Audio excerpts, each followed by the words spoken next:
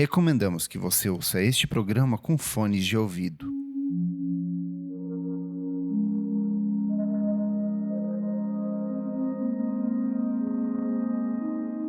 Boa noite. Este é o Discos para ouvir antes de dormir. A cada nova edição, um trabalho diferente para você desacelerar e ter uma boa noite de sono. São álbuns de essência minimalista, com foco na música ambiente, dream pop, eletrônica e instrumentações sempre delicadas. No programa de hoje, A Rainbow in Curved Air, revolucionário disco de 1969, produzido por Terry Riley. O ano de 1969 foi marcado por grandes transformações na história da música.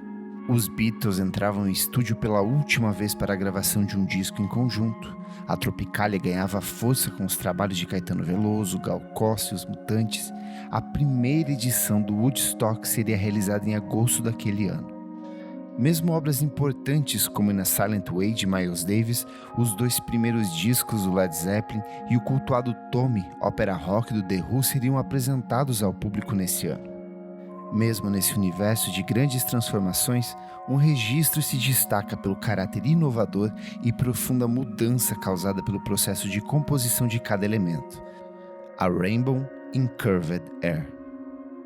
Terceiro álbum de estúdio do compositor californiano Terence Mitchell Riley, o Terry Riley, o trabalho de apenas 2 faixas estabelece na criativa colisão de ideias o estímulo para uma sequência de obras que seriam produzidas por diferentes artistas pelos próximos anos.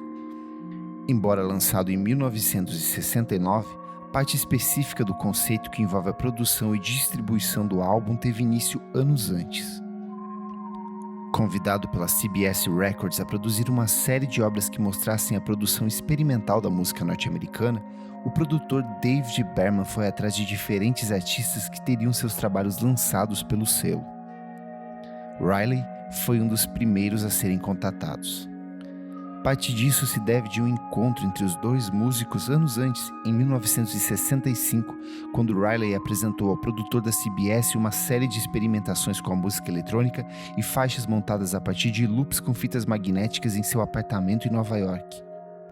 Juntos, eles trabalharam na produção do álbum In Si, de 1968, obra que contou com uma boa repercussão por parte do público e crítica e serviu de estímulo para o registro que seria apresentado meses mais tarde. Terry Riley foi o que mais se beneficiou dessa pequena janela de exposição ao mainstream. Quando Berman descobriu o artista se apresentando em um pequeno apartamento em Nova York, o esguio californiano tinha a linha dos cabelos recuando e os cachos na altura dos ombros, como um ancião subterrâneo. Já na casa dos 30, Riley havia criado um som pessoal a partir de uma coleção incomum de referências. Escreveu o jornalista Seth Coulter Walls da Pitchfork. Entretanto, Riley não queria apenas seguir a fórmula do disco anterior, brincando com o uso de orquestrações e temas experimentais.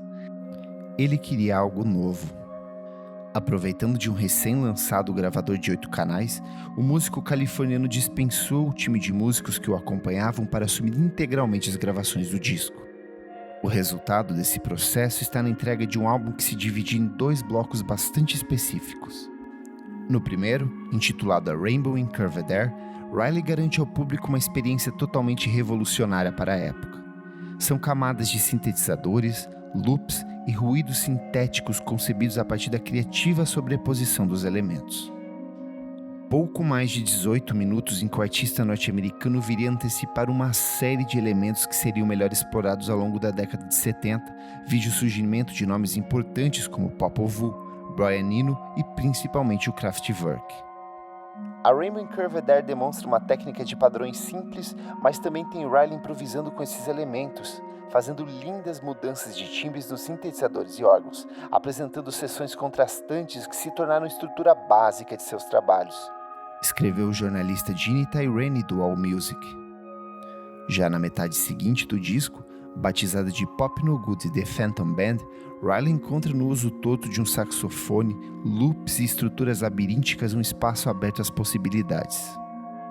São mais de 20 minutos em que o instrumentista se concentra na produção de um som denso e atmosférico, como um ponto de equilíbrio entre o jazz e o minimalismo típico do drone.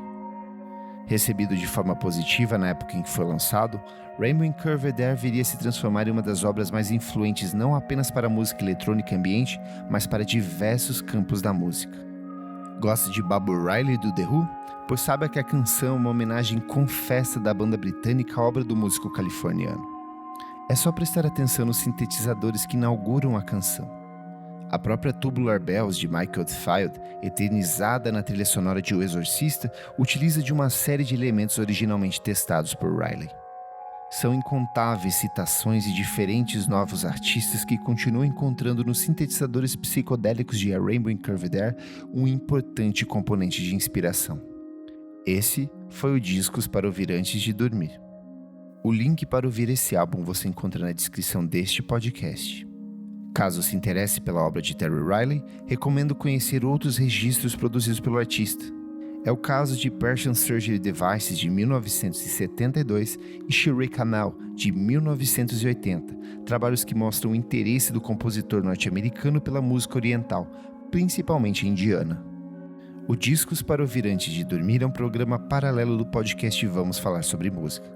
Apoie o nosso podcast em padrim.com.br/podcastvfsm e tenha acesso a outros episódios exclusivos ou lançados com antecedência para nossos apoiadores. A edição deste programa é de Nick Silva. Eu sou Kleber Fak. Boa noite e bons sonhos.